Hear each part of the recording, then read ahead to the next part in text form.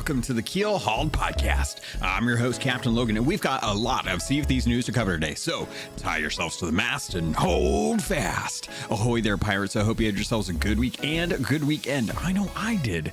This week is a little bit lighter on news, so there are a couple things that I wanted to go over. First off, there is, of course, the Community Day update that is coming out on the 17th as we celebrate Talk Like a Pirate Day. I did cover this last episode, but just a reminder that we are going to be doing some stuff. I'm going to be talking to some friends and working out to see if we can do some celebrations for the Keelhauled crew and see if we can get some ships going so that we can just try and, make some money, get some ancient coin, free money. Who doesn't love that?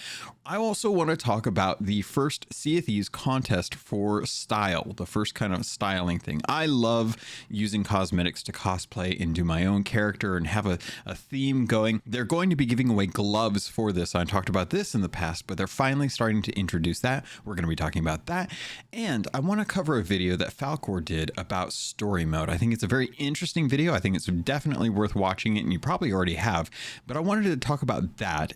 All that and more in this week's episode of the Keelhauled podcast. But before we get into any of that, I have to thank the patrons. They're the one that went over to patreon.com, just like you can, to support the podcast and make sure that my bills are taken care of when it comes to uploading, when it comes to paying for the software, all that stuff you guys help take care of. So thank you so much for that support. I wanted to thank People's Republic, L Cute, Balls, Bam Bam Bagel, Captain Hasco, Captain Hayes, who's new, welcome, Chateau Neuf, Zombie Killer, Cloud, Cosmic Johnson, Davram TV, El Jefe Esteban, Fergatron, Trickster, Jabaro5, Carl Embo, Kazia the Rogue, Lumpy SRQ, Dub Goose, Evil Morpheus, Xbox Mike 29, Murphy Lives, Raja the Brave, Regis Stella, Replicated Flame, who's also new, welcome, Rust Bell Kid, Norwegian, Skinny Matt, Skamelt 666, Sudesh, Captain Dazzin, That Kilted Guy, TN Professor, Real Big Tuna, Big Bad Pad, Mina Fairy, Music Me, Super Pack, The Lore Chronologist, Deadeye Dre, Ghost Boy 20, Evil Martha, Peter Miller, Rooski Doo, Thor Von Blitz, Windsor Chris, and Zam. Wow, thank you all so much for your support. It really does help. It really does mean the world to me. Thank you.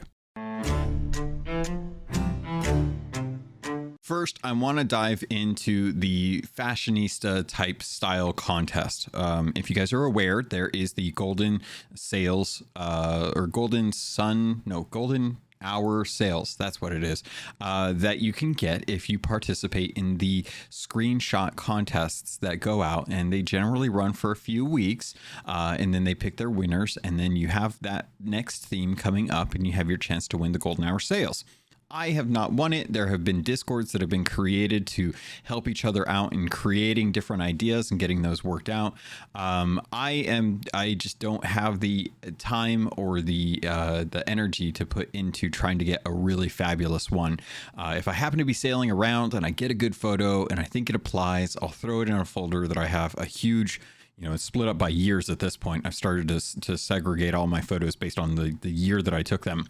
And just kind of scrub through those to see if there's one that falls in line. I haven't won. I'm not too worried about not winning at this, or about winning at this point, because I have been not winning for so long. And sometimes excelling at not getting something done is still kind of winning if you're okay with that. But we're getting a Style of Thieves contest coming, and I wanted to break this down because I love cosplaying. I love having the cosmetics, mixing them up. I do the same thing with the ship. If you look at the Keelhauled Galleon, it is a mix of different cosmetics.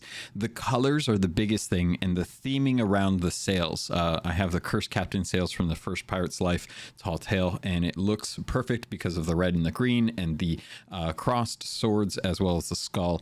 Very in line with what my branding is for Keelhauled, if you know. So when I see this, the first Style of Thieves contest, I get excited because I think there's an opportunity for me to really kind of showcase some of the cosmetics that I have, come up with an idea. I got to participate in, I think it was the first actual community one that was supported by Sea of Thieves, by Freyline, put it all together, and we had kind of a walkway or a catwalk, and we all had to go.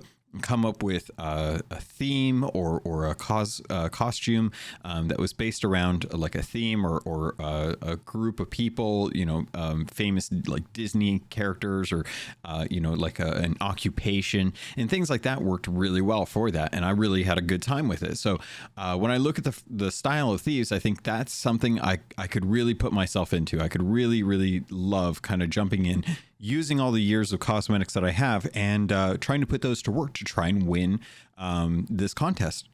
Do I think that the gloves are the way to go? Maybe not. I would prefer, like a hat or a jacket. I think a jacket would be kind of cool. The gloves are kind of odd because you don't really, you see them, but they're not really as prominent as like a jacket or a hat, things like that everyone kind of sees as they see your pirate. Like I wear the hat that I got for doing Keelhauled, and it's kind of like I've actually had a couple people be like, "Oh, I recognize that hat," and I'm like, "Yeah, I'm sorry I'm killing you." But that's how I got, so lots of things like that. But here's how this is going to work. So just if you're interested like me, this is how you can kind of understand of what they're going to do. So reading from the blog post that they put out, the contest will run in 3 phases. There's the theme announcement. So each season, they're going to unveil 4 themes to inspire your outfit choices. We recommend getting started as soon as the categories are announced. And since you're not going to really have a whole lot of time to send your screenshots, okay? So kind of be on top of it. Keep an eye out on Twitter. I'll try and talk about it when I can. And you want to pick an outfit that you can contemplate your current clothing collection. Raid the equipment shop for work through renown levels ahead of each submission date, so you're ready to snap and send when the time comes. Once you have the themes, you want to get your photo in. So each theme will have its own set submission day to enter, giving you 24 hours to ensure you share your screenshot using @Sea of Thieves and #StyleOfThieves on Twitter, Instagram, or Facebook, or through the Pirate Fashion channel in the official Sea of Thieves Discord. So there's 4 ways you can enter. It doesn't have to be just Twitter, doesn't have to be just Instagram. You can do it on Facebook. If you go over to your parents' house, use their login, upload your photo, and then submit it through their account, you'll be able to enter into that, or go over to the Discord where pretty much everyone is, and you'll be able to submit it through the channel in there. Some rules and tips for composing the perfect shot: no all-in-one costumes on the catwalk. So ones that they've created that you can get, those are not going to be viable for this. They want to see what you put together using the piece apart or the piece by piece cosmetics. Use a theme or no, wait, what does it say? Unless the theme calls for it, all shots should be solo snaps, not crews.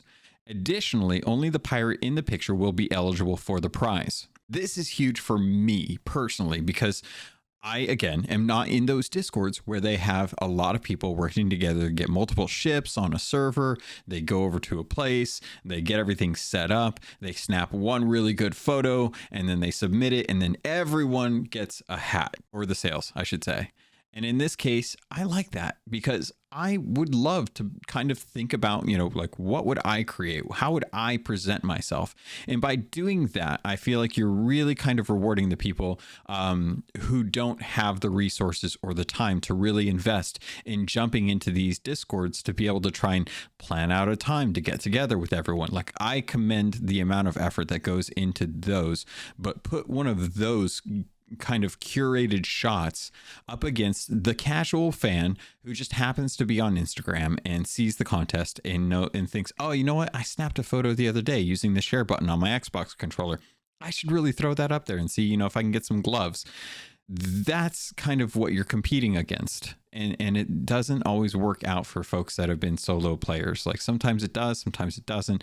But I love having kind of an even basis for folks to be able to earn it equally. Now, that doesn't mean that there aren't going to be Discords where people are going to be very crafty and come up with their own ideas and then try and put them together and work together to come up with a really cool idea. But at least it's kind of that one person earns it because they came up with their idea and executed it, as opposed to they just happen to be in the background of a shot.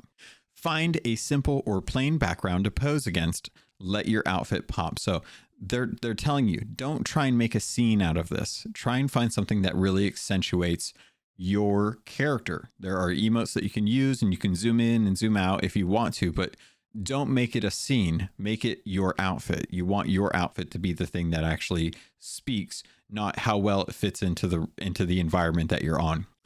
Toggle off your HUD for that clean finish.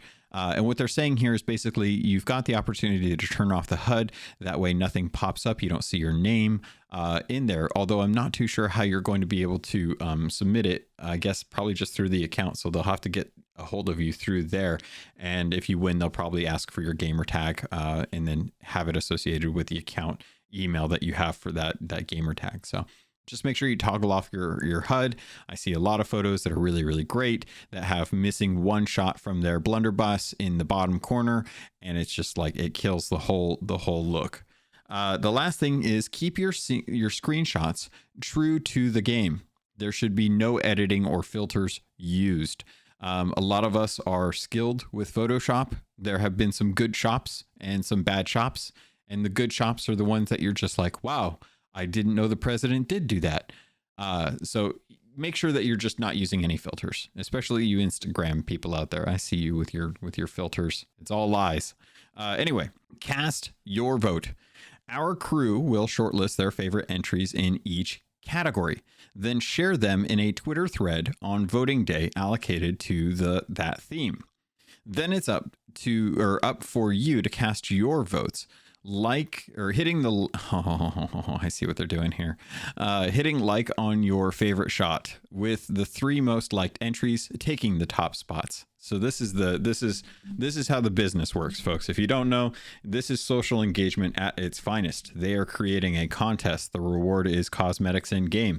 They're asking you to participate, and then they are turning that into a social engagement system.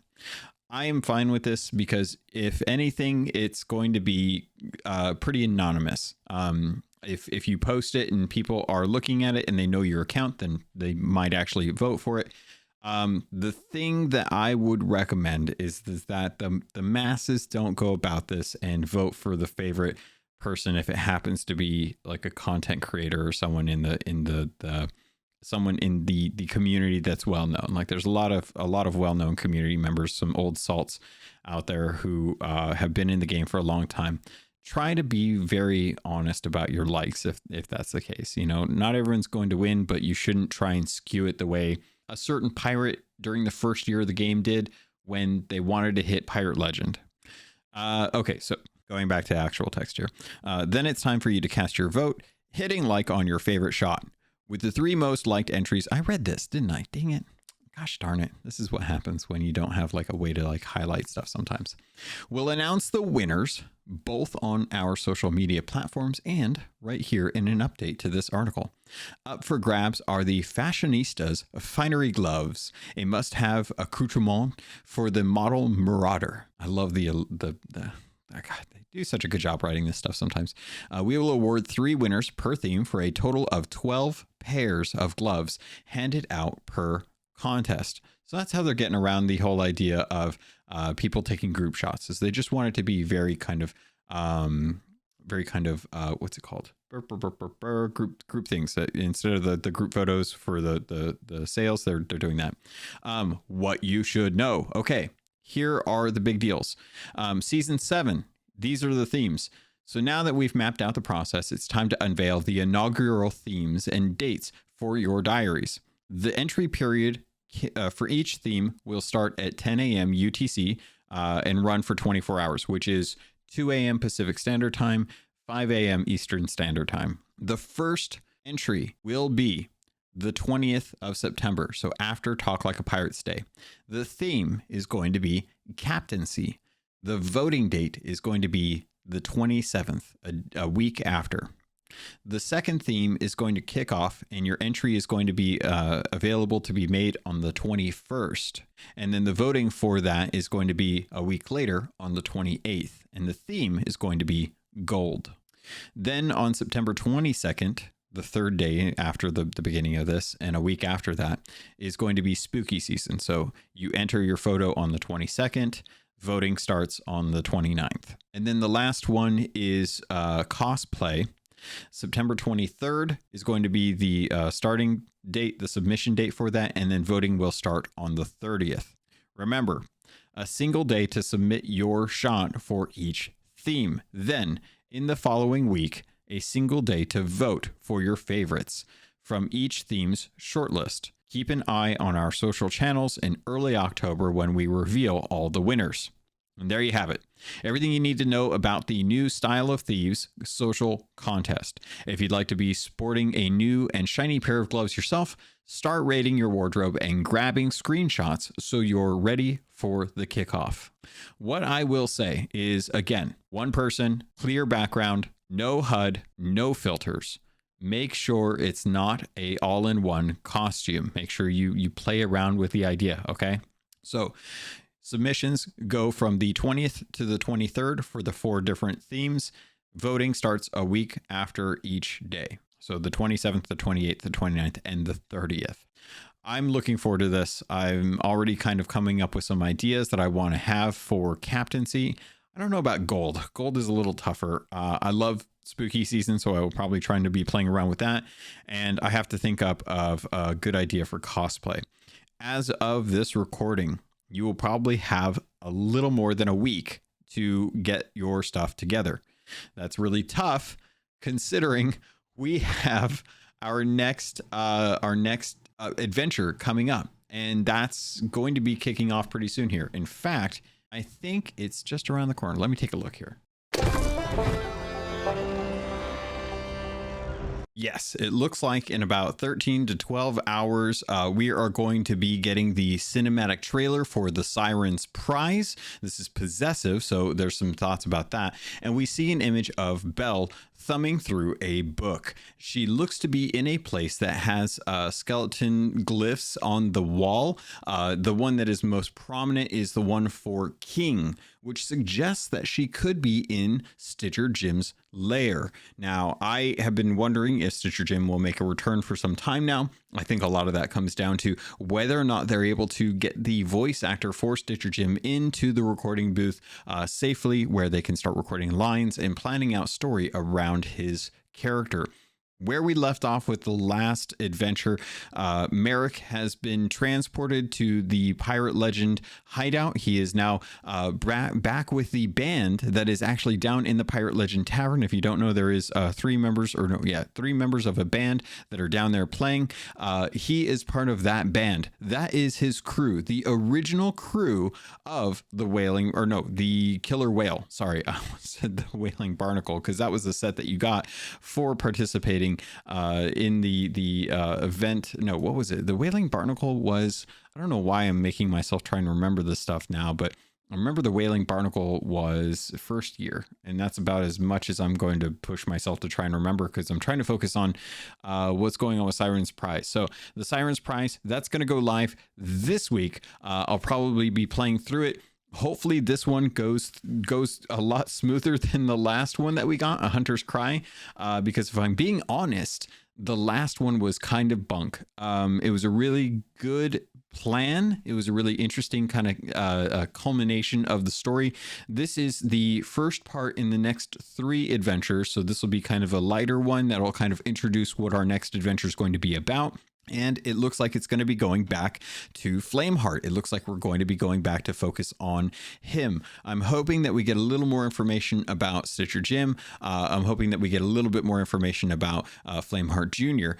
Because the name of this, the Sirens Prize, a possessive item. Well, a lot of us have been kind of thinking, and I think a lot of us are on the right track here, that the Sirens Prize is, of course, the Siren Queen's prized possession that was kept in the locker or in the chest, the eternal wailing chest of sorrow that was in the Silver Blade. Now, the Silver Blade was resurrected originally, and another crew found the Silver Blade and subsequently was sailing around with it before eventually getting sunk. And then the wreck was being dragged down into the depths and into the Siren Queen's kind of holding place in Tall Tale 2 of Pirate's Life. So as we're kind of getting closer and closer to this adventure, I think the general consensus here, and I agree with it, is that the Sirens prize is the Silver Blade. I believe that they are going to be trying to find some way to resurrect the ship to get it away from the Dark Brethren, because the Sirens might be using it as a way to harness some sort of energy or some sort of power. There's something tied to it. And I think Flameheart Jr. is going to try and get his ship back. I think the intention here is he wants to resurrect it, and that would tie into why Mike Chapman has a ship called the Golden Blade.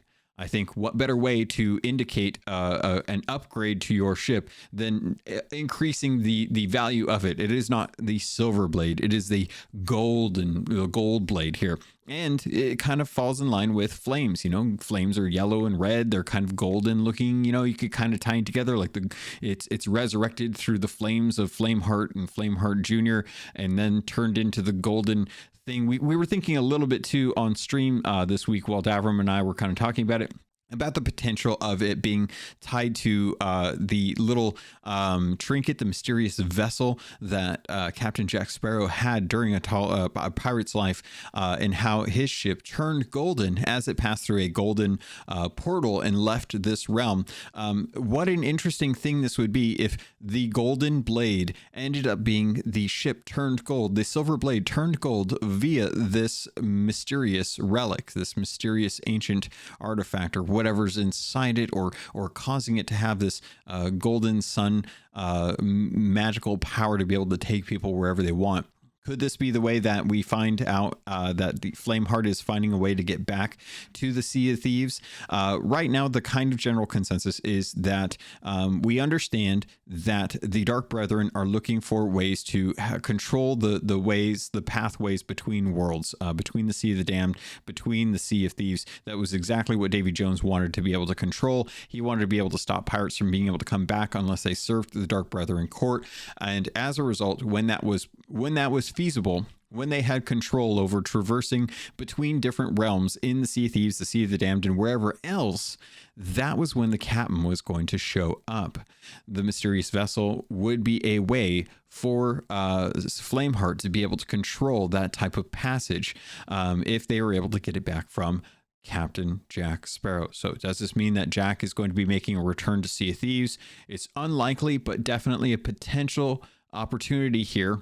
I'm leaning more in that it's going to be something else, and that we are going to be having to dive into the depths to try and either stop the Dark Brethren or the Reaper's Bones from getting the Sirens prize, the Silver Blade, or it's going to be tied to that. Maybe we'll actually see the ship resurrected and sailing around, and we may actually have to engage with Flameheart Jr., aka the Servant of Flame, aka the person you turn stools into. So I'm hoping that that's the case. I love that we're getting more Belle. I love Belle. Belle's my favorite, in next to Pendragon, and I'm looking forward to seeing kind of like what's going on, because I think Merrick's story is done. If you go talk to him, he's very kind of at peace with what's going on. I love that there's a line in there where if you talk to him where he's basically saying like, look, I broke my promise to Sarek, where I said I wasn't going to go and go out venturing on a ship hunting down monsters again. So I'm just going to chill out here until further notice. So basically, he's in the doghouse. The doghouse is the Pirate Legend Tavern, and there's even a little bit of witticism about like him potentially playing the summoning song for the Hungering One, because they're so close to the sea, and it's like, well, where's the Pirate Legend Tavern then? You know, it seems to be kind of hidden away. That waterfall seems very interesting to kind of be like, oh, we're a little too close to the sea. Maybe we're finally going to be able to get to sail out of the Pirate Legend Tavern. How fantastic would that be if they were like, hey, you know, we're really close to the sea. It'd be a real shame if something bursted through that wall to cause us to have to figure out what to do now that the Pirate Legend Tavern's been exposed. Oh, wait, I guess you could just sail out through here and we'll replace your ship in, or we'll put your ship in the place of where this beat up ship has been forever. And, you know, it's no longer going to be that 67 Chevy that the Pirate Lord wanted to work on. He bought it with the intention of working on it. He's never actually worked on it. He just keeps sitting on his butt, like not doing anything about his son and being blamed for his son's death. Speaking of which, hey, mystery still going on. Didn't know if you guys knew this. Lassetti's now kind of center point on this as we have her spyglass, which is over at Cooked Masts. You can pick it up by going to the little cavern there. There's a skeleton in a cage that is hanging. If someone is with you who has actually picked it up, you cannot actually claim it, thanks to Ivy Dice on Twitter for doing a little bit of testing on that. You have to go and get it, so just sail over to Cooked Masts. The breadcrumb trail that led everyone to figuring out what that is was completely... You know, it was completely negated by someone data mining the information and then just posting it on Twitter and Reddit. So the mystery, for all intents and purposes, if people are going to be data mining the mystery items now, just let's shore this up. Let's kind of move through this, because I think it's clear to me, at least, someone who's not just kind of following it along as closely as I used to be when it felt a little more accessible, that people are tired of waiting and they're just going to do whatever it is that you want us to do to get to the end of the story, because even Merrick's death was resolved quicker than this. And I'm sure that there's probably a really nice tie-in to the culmination of Flameheart and Flameheart Jr. and stuff like that. But it doesn't feel like the community is really invested in sticking with it outside of a small group of folks, especially over the Ancient Isles University Discord. So shout out to them for constantly trying to figure out the actual clues. It sucks that people are data mining this stuff and then just giving the answer. But that's kind of what's going on with the mystery right now. Until we find out more, we'll just have to kind of wait until it's time to find out who actually killed DeMarco, if DeMarco is actually dead. We got a tweet, basically Lassetti's voice kind of telling us what's going on. And the little thing in there basically saying like the lantern is nothing more than a light, you know, don't believe that. A little bummer, because I really did actually like the fact that the idea that DeMarco's soul was actually in the flame. I think I still hold by that being one of my favorite theories that I've come up with as far as like what I thought was actually going to be the case, because I think it'd be fun. I think it would be the interesting way to have DeMarco speaking to us from beyond the grave, but that's just, it's personal preference at this point, right? So we'll kind of find out and see what's going on there. The Sirens prize is going live this week, as my mouse has died and I can't find out what, I can't click on the this is the problem with having cats. The little hair get inside the actual little mouse thing, and you can't move your mouse at that point. But anyway, so on September, what is it going to be? 15th. Yeah, 15th. We are going to have the kickoff for the Sirens prize. If you have an opportunity, get this done as soon as possible. Seriously. The sooner you get it done, the more likelihood that if this is a group event, which I actually don't think I don't think it will be. I think it'll be another one of those go from here to here to here to here, find this, that, and the other thing, and then meet back up to Belle and she'll tell you what's going on, and we'll just kind of have to sit back and wait. I think that's kind of what's going to happen with this one, as we kind of get through the beginning, because Shrouded Islands, same thing. Sail around, talk to Belle, we're good.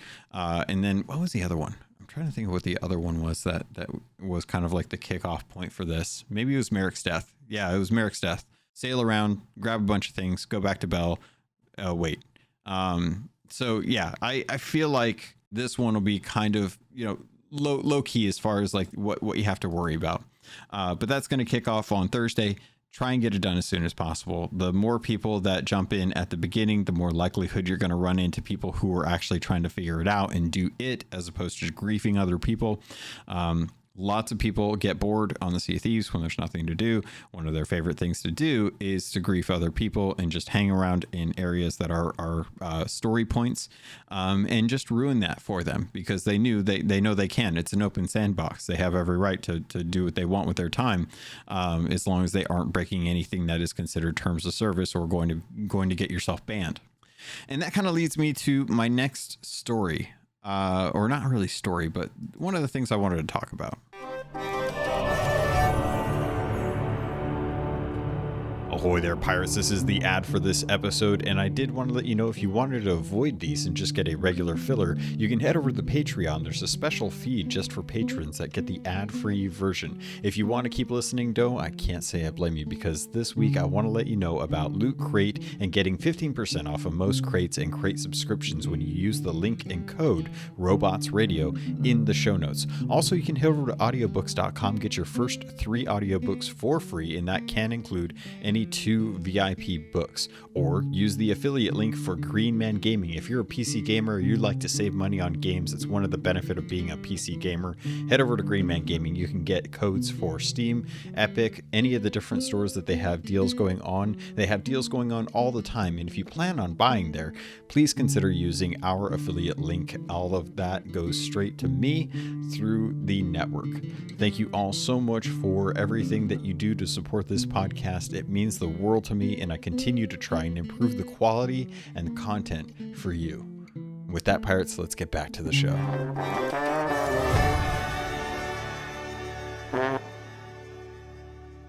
So if you don't know, I have been playing this game since the start, and I wanted to kind of experience the world as general, but I was playing this weekend, and I think it was Skamelt666, who's one of the patrons, posed the question to Davram and I, as we were sailing around, about something that we would like to have changed in the Sea of Thieves. And we had 2 very different approaches to it. Mine was very much of the side of enriching the world by adding things that I've wanted to see for a long time, and not looking at the game as a video game, but looking at the game as a not a franchise, but like just a world, a playground. Cyberpunk 2077 has a fantastic city, but it's not a very good game. And Sea of Thieves is a situation where I love the world that Sea of Thieves is. I concede that the game does not have the best code, and that things do not work out that well all the time. So when I am looking at what I want is to have things like, bigger cities, bigger towns, emergent players, working with NPCs, having NPCs walking around, doing stuff, interacting with things, reacting to situations. So many times, there's something going on in an island, and you're on Lone Cove, and Deadshot Charlotte's just standing there, not doing anything, because all she is a turn-in point for crates. That's all her function is. She's got a little bit of dialogue, and that's it. She just sits there. We know nothing else about her. No, very two-dimensional. So when I think about the world, what I think about is I want more things like A Pirate's Life, because A Pirate's Life built a world, gave you story, gave you characters, and had those characters interact with you throughout all of your life. And with that, it felt great. It always feels great when we get a new story, because I feel like you really get to have fun with what's going on in the world. And I feel like that's where I differ from Davram, because Davram doesn't care as much about the story. His response to this was, and I'm sure he'll probably talk about this over at Pirate Talk Radio, but his response was that he wanted to have the game built from the ground up with all of the knowledge and understanding of what they've learned from making this game for the last 6-7 years, and give it a go with the knowledge that they have to rebuild everything from the combat from the ground up, player experiences from the ground up, tall tales from the ground, have everything like this really play out differently for the launch of a second game. Kind of like Destiny, how Destiny had a lot of stuff that they wanted to do, but had to make a separate game to be able to accommodate that. Even after that, they ended up having to really go back to the way that they were developing their game and realized that they still really did not understand how to build it. They still had to go and sunset a bunch of content because they didn't take into account what their future plans were going to look like for a game as a service. I think a lot of studios are still really trying to figure out how to make a game that is a live service that continues for so long that you really have to try and figure out, like, how do you add content? How do you keep people engaged with stuff that brings in new story, develops the world, enriches the experience for players, without making a game that's going to be 200 gigabytes, right? And can't be supported through streaming or through just kind of regular maintenance and having stability on servers and stuff like that. So the idea of kicking it off from a brand new game was very interesting. I do like that idea. I'd like to see what a Sea of Thieves 2 would look like if they had an opportunity to build it from the ground up on next gen hardware. But getting back to the point of what's been going on, the story itself is always kind of at the mercy of what the community decides to do. And as a result, you can have varying degrees of experience with it. You can have a really easy experience, you can have an okay experience, or you can have a really bad experience. And one of the problems that I've had with this game is that so many people reach out to me and they ask, should I jump into Sea of Thieves? What should I start out with? Is Sea of Thieves got a story mode? Is there a way to catch up on the story of the game? And unfortunately, the short answer to that is no. There's not really a good way for you to catch up on the story.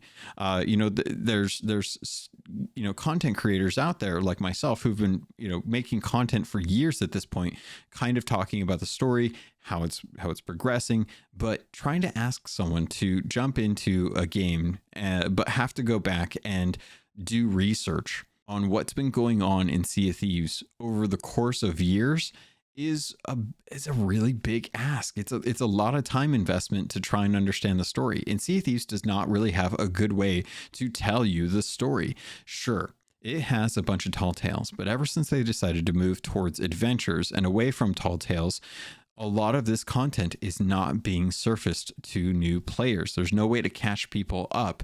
Now, you can go on the website if you really want to, and the website does have a situation where if you head over to the game section, you can go to adventures, and the adventure section will catch you up on the latest adventure as well as past adventures and give you a summary of what's been going on. But again, that is not something that is currently surfaced in the game. There's no way to experience it. It's already been done. It's already gone. So you can only read about it. And that's a real bummer because this content is less than a year old. You haven't even had this out for adventures for a full year. It started with the beginning of this year.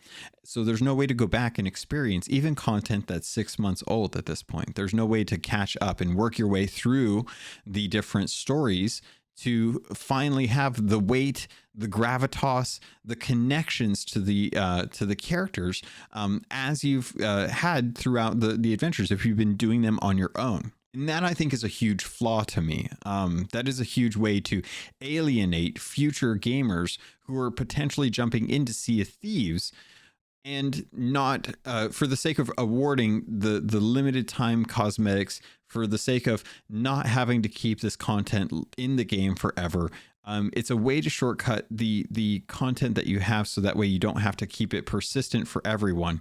But that's where I think a video that came out by Falcor really did kind of address this in one way.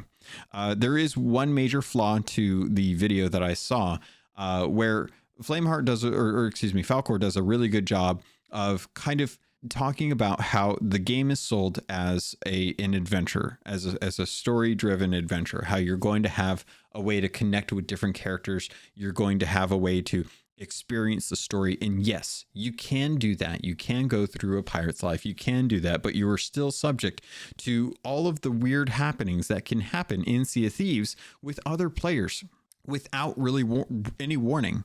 And you can throw someone into an experience that they think is going to be the story mode without really explaining to them that this isn't a story mode. This isn't a mode that is catered to catching you up on the history of Sea of Thieves. It is literally just the exact same world that we have, but you are now in the impression that you're going to be focusing on story, where everyone else in the world and everything else in the world is out to kill you for all intents and purposes. Like, most crews are going to fire first and ask questions later. If you don't, then you're probably not really worried about what you have on your ship. But if you're trying to protect anything that you own, you're probably going to attack anyone that's coming in on you. Perfect example. This last weekend, we were sailing and we were turning some stuff in. A sloop was sailing into us, and as they were sailing into us full billow. No warnings, no information, just coming straight into us. Their plan was to do an alliance with us, but there's no way to communicate that outside of putting the alliance flag up. But we don't know what their true intentions are, because again, there's no way to lock someone into the commitment of what they're going to do. If you want to put up an alliance flag, you can do that, but there's nothing that says that you have to alliance with someone. You can always betray that potential. So it's always easier in Sea of Thieves to shoot first and ask questions later. And that really doesn't cater it doesn't really cater a culture of risk. You don't potentially put yourself out there thinking like, oh, this would be a great way to meet a friend, or this is a great way to work with another crew, until people are using the greatest tool that you have in Sea of Thieves, which is your voice, being able to communicate with other people. But you know what? There's a lot of languages out there, and they will translate, but a lot of people are on Xbox and they're probably in party chat, which means they're not using game chat. Because if you've learned anything in Sea of Thieves, using game chat in Sea of Thieves, unless you're on PC, is subject to not being able to talk to other people, talk to your crew without other people hearing you. And not many people remember that the speaking trumpet has an alternative use where you can whisper to the person that you're there. No, especially if it's in the heat of a combat. Like, you're not going to try and explain your plan of attack using the alternative speaking trumpet mode to talk to your crewmate in game chat. You're just going to use a party chat. So why even bother having that alternative speaking trumpet in the game if it's not even going to really be functional? Because the chances of you actually remembering, oh yes, I have a speaking trumpet, I want to talk to my crewmate, I want to make sure that the other crew next to us doesn't hear it, we have no way of knowing if they can actually hear it. We can just hope that we're far enough away and that the speaking trumpet's alternative mode has a short enough range that if I'm using it, only my crewmates next to me are going to be able to hear what we're saying in our attempt to betray someone else. Like, there's just no reason to do that. It's too risky if that's what your play is.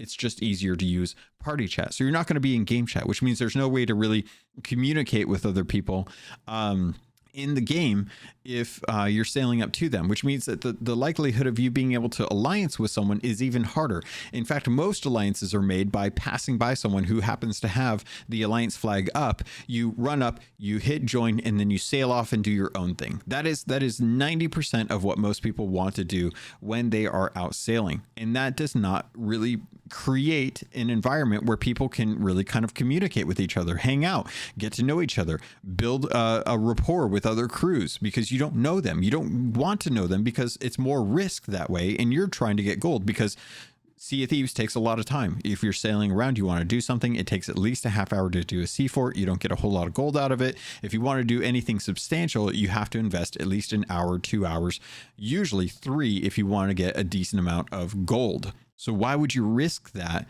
on the potential of coming across another crew unless you have nothing to lose? So we were sailing, we went over to Golden Sands Outpost, New Golden Sands Outpost. We were selling our loot, and we were turning in everything we had. The sloop was bearing down on us, and they weren't communicating. They didn't have an alliance flag up, and they came straight towards the Sovereign's turn-in point. So my crew, doing the thing that they would do in any situation, is got ready for combat, because that's the safest thing. It's easier to talk to someone when they're dead on the ferry than it is to risk leaving their ship up and lose what you have worked so hard to get. So we started attacking them, and that's when they started talking, and they were squeakers, and everything was I was starting to feel bad because they were squeakers. They talked about just wanting to hang out. They just wanted to have an alliance. We didn't know what their intentions were, and it's hard to really judge that because all they're saying is no, no, no, no, no, please don't kill us. We just want to alliance. It's like, okay, but is that actually what you want to do, or is this just a ploy? Is this just a really good Twitch streamer with a voice that they've kind of like saved their kids, like their kid recording this and saying that, so they hit a button and you hear that and you think, oh, okay, well, it's a kid, we won't fire, and then we just get completely murked, completely like tricked on that. And there's no way to know. There's absolutely no way to know about that kind of thing, right? Technology has surpassed that kind of thing. It's easy enough to fake it. So we sync the kid, and I felt really bad about it until the kid started using some words that you really shouldn't be using if you're, pretty young, if you're under 18. And in fact, those are words that were ones that would probably get other people banned. So I tried to do the thing that I thought was the best thing to do, which is be the parent in the situation and let them know, hey, what you're saying is bannable. You could get banned for this if we report you. There's enough evidence to be able to get your account closed on this. You should not be using those words in real life or in a video game. If you wanted to sail with us, if you wanted to come up with us, there's other ways to go about it. And we ended up syncing them because they woke up and chose violence, and they're probably too young to watch Game of Thrones, so that reference is lost on them. But for all intents and purposes, I felt real bad because it was a teaching moment, and it made me think these kids just wanted to get an alliance going. And it's not unfair for them to feel like they wanted to get an alliance going. They're kids. They maybe wanted to have some fun. They haven't been ruined by being an adult. They still have some hope, but they have enough hope and enough information to be able to use the wrong type of words when speaking to other people in public situations, in a public game. So I felt bad that it had to happen that way. It really put a damper on my experience. But the core thing that I took away from it was there are still people out there, newer pirates out there, that want to connect with other groups. They want to connect with other players. I've seen time and time again players who've left because they are sick of getting sunk all the time. They're sick of not having people to play with around the times that they play.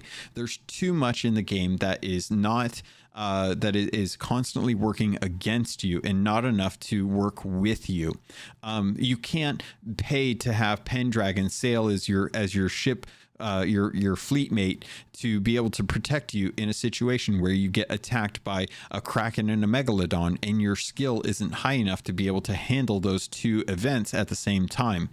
So I don't blame people for putting down the game because there's no story mode. There's no campaign for people to play through, to get their feet wet, to understand the mechanics, to understand what's good or bad, to understand how to deal with certain situations, to get caught up on the narrative of the game. And that's fine for people that don't care about the story because they have adventure mode. They can just jump in and do what they want, and there's nothing taking them away from that experience.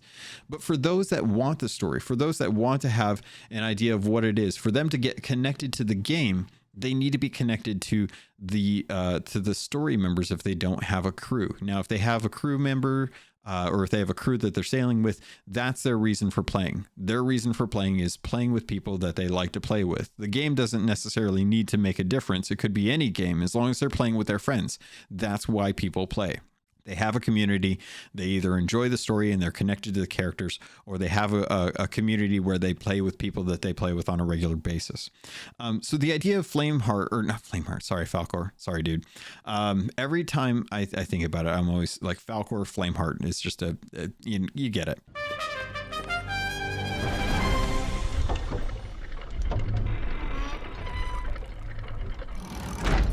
Falcor's idea of having a pirate's life be the story mode. There's no commendations, there's no gold, there's no random loot, there's no renown gain, there's no emergent threats out there. It's literally just the tall tales and the adventures preserved for people to be able to play through so that they can get caught up on the story. There's no PvP, it's just the story mode. I think is a really interesting way to kind of say, like, this is a version of Sea of Thieves that is just designed to catch people up in a interesting way that isn't just a video. Like, you aren't just going onto YouTube and watching the story. You're getting to experience the story, which is the whole point of playing video games. It's the whole point of games is to be able to jump into the world, to experience the world. You know, if we wanted to experience content, we'd sit in front of Netflix and we'd watch a TV show. We'd sit in front of Disney Plus and we'd watch a TV show. It's passive. You're not doing anything. You're not interacting with anything. You're not making choices or decisions. But in a video game, you want to be able to experience that in a much more visceral way. That's why we have games on VRs. You want to be able to grab things, move things, shake things up, you know, make these choices, see what you can play around with, experience the world or all around you in an interactive way. And having a story mode lends itself to that. And the rewards from story mode are the ones that you would receive. Now, I know people are going to be like, well, I had to do the Shroud Breaker 18 times because I kept getting sunk every time I went over to Crook's Hollow. No, wait, no. What is it? Crook's Hollow. Why does that sound wrong? I don't know why it sounds wrong. But you're going over there, you're working on it, you come out, all the coral skeletons are coming up and they're starting to attack you as you try and get back to your ship, and you realize your ship has been sunk because a random crew came over, shot over, tucked for a while, threw a banana on the stove, left, your ship burned down, and you don't have anything except for the item that you worked so hard to get out of that treasure vault. A bunch of coral skeletons smacking at you while you're sitting there crying into the river or into the ocean, trying to raise the water level so that you can swim away. And it sucks. It sucks as a new player. There's no good way to experience the story without having the risk of running into other people or running into ocean crawlers or phantoms or skeletons or megalodons or skeleton ships or krakens or just bad server stability. Like, there's no way to get away from that. And I think that's the point here. That's the thing that I think is really, really hurting newer players from being able to jump into the game, is that there's no safe space for them to be able to experience the content in a way that kind of shortcuts them to the point where they can jump into adventure and say, like, okay, I got caught up. I understand what's going on. I'm wholly invested in this world. Let's get into the real game. And because of that, I know people are already going to be disagreeing with me. They're going to be like, oh no, I did it the hard way. I did it the natural way. Cool. All right. Well, you're not a new player. You had months, years before we started getting Tall Tales to be able to figure out how to play the game. Other people aren't. Other people are getting thrown into the fire, burning alive, and you're sitting there as Obi-Wan looking down, being like, you were the chosen one. You were supposed to keep the game alive after I quit. And the other person's sitting there as a charred little ember on the beach, sitting there like, you betrayed me. Sometimes literally. And I feel like that's where we need to get to a point at with Sea of Thieves, is we need to figure out, how do you onboard people so that they are adequately prepared for the game, even if they have a crew? Like, how do you prepare them to get into this game without just trial by fire or the little bit of adventure that you get off of, like, and most people don't even do, go look at the actual achievements for Maiden's Voyage. And I guarantee you there's more people that have jumped into Maiden Voyage, exited it out for whatever reason, never actually completed it, and then get into the main adventure thinking they just want to play the game instead of actually doing anything that ties to the story, doing anything that ties to completing the tools that you need to understanding the mechanics of the game. They just jump in, they get frustrated, and then they click uninstall. And I think that's what I want. I want them to not click uninstall. I want them to stick with the game. And I think the only way to really do that is to get them invested either in the story or getting comfortable enough with the mechanics that when they do go into adventure, all the old salts that are out there get a decent fight, and all of the new players get out there and feel competent against another crew. Arena's gone, so the COD people are going to eventually go back to COD. When Warzone 2 comes out, all of the TDMers are going to move back to their game, and we probably won't see them for a while. But everyone else is going to be either a Sherpa that has to hold the hands of people who don't have a good guide for this game and take them along to show them, like, this is how you do this. This is how you do that. Beware of this. Make sure you're doing this. Don't touch the anchor. Or it's trial by fire. They get thrown in, they jump in, they get into adventure. There's no difference between a pirate's life or between adventure at this point. It's literally the same thing. It's just two different spawn points. You're either put in front of the stranger or you're put in front of the table, and the mysterious stranger who's like, I'm not going to talk to you till you're a pirate legend. And you're like, what's a pirate legend? He's like, and you're like, okay, cool. Well, that was a fun story. So I feel frustrated because I want more people to get this game. I want more people to be invested in it. We've got Skull and Bones coming out the day before God of War Ragnarok. It's not going to do well against God of War. It's not going to do well. It'll be interesting for a little bit of time. I will not be too surprised if this game does not really hold its weight when it comes to pirating games. And there's not many pirating games that people can really point at and be like, this is a good experience. Sea of Thieves is one of those few games. And I just want people to look at Sea of Thieves and think this is approachable for me to be able to understand what's going on in the world before I jump in with the rest of the sweats. And there's no good way to do that right now. It's trial by fire or Sherpas or watching streamers and trying to understand that. But again, we're talking about the time investment of passively trying to do something or just hating life and clicking uninstall. And that's what I want to figure out is how do I get people to not uninstall the game when there's not a good way to get them through the more than just the Maiden's Voyage. Like there needs to be Maiden's Voyage and then story and then adventure. So that way they're getting the full understanding of what's going on. It's something Marvel's Avengers tried to do. And lots of people said the campaign for Marvel's Avengers, even though the live service aspect of it was terrible, and really not planned well, the campaign for that game was fantastic. One of the best games they've played for Marvel content. But unfortunately, we don't have something like that in Sea of Thieves. And in fact, there's not really even a good way to go back to the old adventure. So I want to hear from you. And I don't want to hear, here's the thing. I get that you did it the hard way. I understand that. I get that you want people to figure out how to do stuff the way you figured out how to do stuff. What I want is to have thoughts around the idea of what can we do as a community to try and help other people understand how the game works, how the game plays, without resorting to shoot first, ask questions later. Is that even possible? Is that even feasible at this point?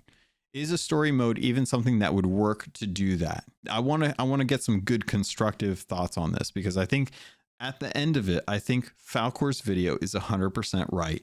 We need a way to get people invested in the history of the Sea of Thieves by experiencing it so that they understand, one, how to play the game, and two, why everything we're doing is so important right now. And that's my hopes and dreams for this game.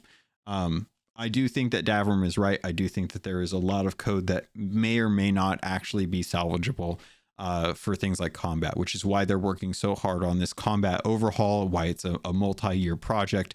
And they can't just scrap everything, start from scratch, and hope that they can come out with a series with a Sea of Thieves 2 in time for people to not lose interest. Overwatch is dealing with that right now. There's no new content to Overwatch, so everyone thinks Overwatch is dead because there's nothing new to it. Everyone's just waiting for Overwatch 2, and that's where the focus has been, on Overwatch 2.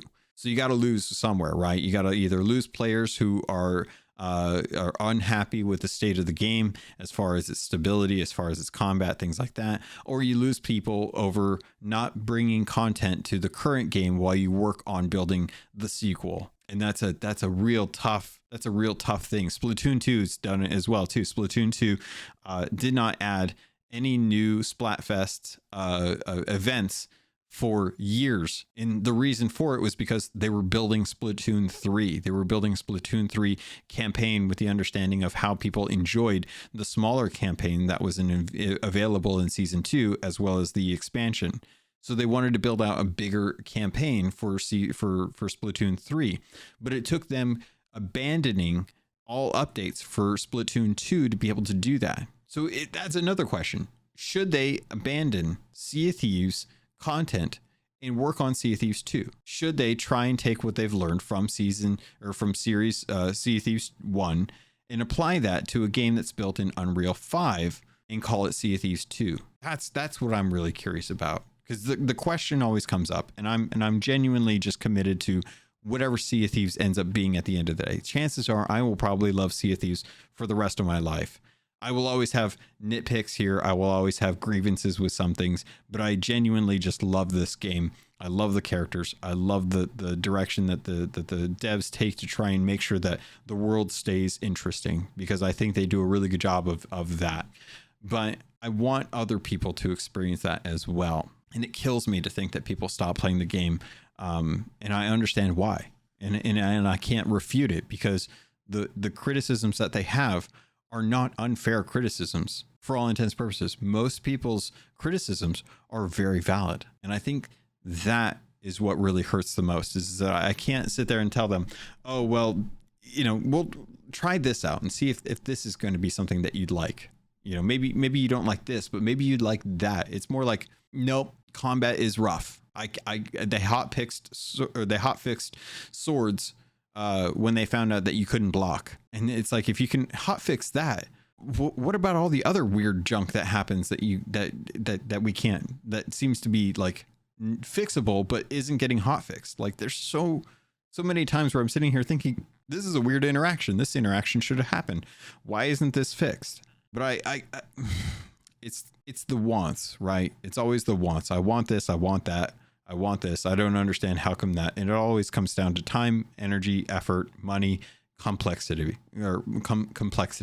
Will this affect performance negatively? Will it impact other things? Do they have time to do this? What will it take away from what they're currently working on? They've already had to delay season 7.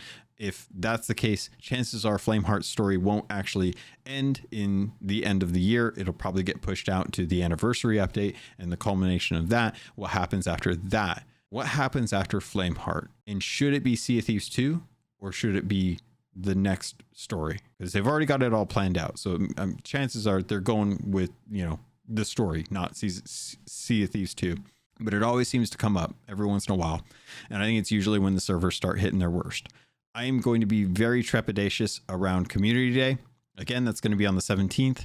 I want to be happy about it, but I'm very concerned that the server stability is going to take a hit, and people are going to be really upset when they kill an ancient skeleton and nothing registers. And unless you're taking photos, unless you're taking screenshots or you're taking clips and you send those in, it's a lot of people to be trying to do, customer service for, where it's like, hey, we got a gilded restitution voyage because we didn't keep track of all of the stuff that happened on the seas on Community Day. We lost the data, and we can't really keep track of how many ancient skellies you killed. So instead of giving you actual money for the Emporium, we're going to give you another gilded voyage of restitution. That's my fear right now. That's my biggest fear. But currently, I'm not going to focus on that. I'm going to focus on the fact that we've got a new adventure coming out. I want to focus on the fact that I'm excited to see Belle again. I'm excited that we might actually get Stitcher Jim back, and that we're going to be working towards Flameheart Jr., Flameheart, that whole thing. I want to see a resolution to. It's been a very long running story. I would love to see what the culmination of it is, and where we go from there. And hoping that we get a little bit more Disney tie-ins with this, because I think it was great that we got Pirate's Life. I think everyone was sold as a whole. The industry was very surprised when Sea of Thieves was sold on Pirate's Life. When they saw Jack Sparrow and Davy Jones coming to Sea of Thieves, they're like, holy cow, we have to pay attention to Sea of Thieves. We really should go check out this campaign. And it did amazingly well. It did so good that the only thing that actually trumped it was the first Community Day was the thing that came as close to Pirate's Life spike in interest as a Pirate's Life did when it came out. They need another one of those, I think. I think they need another situation where you are coming to Sea of Thieves for the story. But if you're coming to the Sea of Thieves for a story, and you're met with grieving, if you're met with hostility, if you're not met with pirates that actually want to talk in game, and they're just sinking in silence, that's going to turn people off. So how do you fix that? Anyway, I think that's going to do it for this episode. Less news, more speculation, more feelings on the game and the state of it right now. I'm looking forward to the adventure. I want to know more about what's going on. We'll be diving into that next week as usual. I was going to have Caleb on this week. He decided to back out for health concerns. So hopefully there will be an opportunity for him to jump in so we can have another 4-hour episode filled with tangents, as I know you all love, for being whoever you have like that long work day and you just want to listen to another 4-hour episode of two guys talking on a podcast about tangents. We'll hopefully have one of those out for you soon in the future. With that, I think we're gonna kill it here. If you have any concerns, questions, feel free to reach out to me on Twitter at CAPT_LOGUN. Contact information for the show is always in the show notes. You can send in an email to CAPTLOGUN@gmail.com. I want to thank everyone that has been subscribing over on YouTube. Thank you so much for that. I'm getting closer and closer to 500 subs, which is fantastic. I know it's all long form content, which doesn't really bode well for YouTube, but if you listen there, thank you. I read your comments. And for those of you that are listening on Spotify, thank you. I was looking into the ratings the other day and was really surprised at how many positive ratings you all have been giving me. I haven't really checked that stuff, but it's cool to see. I appreciate that. Thank you. I've been doing this long enough that I've given up looking at that stuff because it always kind of wears. It's always that like imposter syndrome kind of needing gratification kind of thing, and I stopped doing it for a long time, and I don't really pay attention to the numbers or the ratings as much as I probably should, given that that's usually what determines how people find the show. But for all of you listening on Spotify, thank you so much. I know you guys have been doing the ratings over there. It means the world to me that you take the time to click 5 stars, because you don't have to, right? You don't have to do that, but I appreciate that you're enjoying the content so far. And then I think that's pretty much it.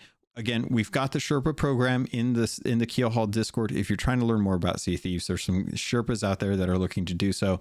We're going to be trying to do some stuff on Saturday, the 17th, to be able to celebrate Community Day. All of that is going to be dependent on the servers and how stable those are. But look into the Keelhauled Discord for people that are sailing. If we have spots, we will probably post that we have spots, and you can jump in. We're probably going to have a really unbearable party chat with like 18 people in it, I'm sure. So be sure to get ready for that if you can.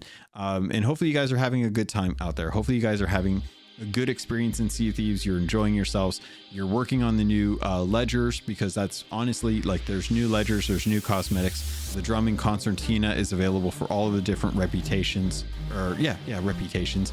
So make sure you're working on those. Even if you're just doing it at level 1, turning in what you can and cycling flags, it starts to add up, and it doesn't take too long for you to be able to get in the top 25% of that. So keep an eye on that. Keep an eye on your reputations. I just hit 30 in Athena's Fortune, so I was really happy about that. Not so much on the costume, but at least I hit the level cap there. Very glad to see that. And Pirates, I think that's going to do it. So thank you. I love you. And I look forward to sailing with you on the Sea of Thieves.